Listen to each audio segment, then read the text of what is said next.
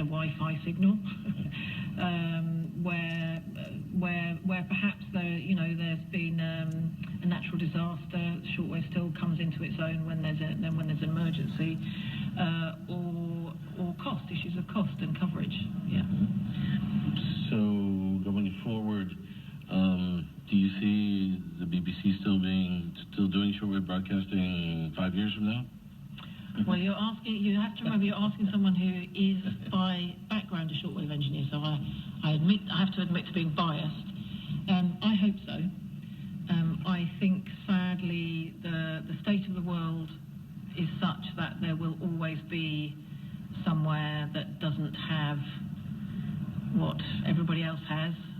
There will always be areas where there isn't electricity, there isn't cabling infrastructure, or where perhaps there was and there isn't any longer.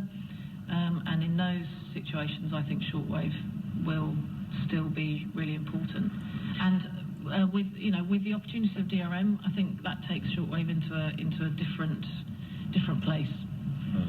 Now, the BBC has done a lot of shortwave audience research in past years.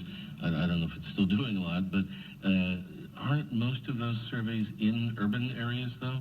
Not always. No, that's been recognised by our audience research teams. Obviously, it's much more challenging to do research in non-urban areas. And I think there are probably still some audiences that are difficult to reach.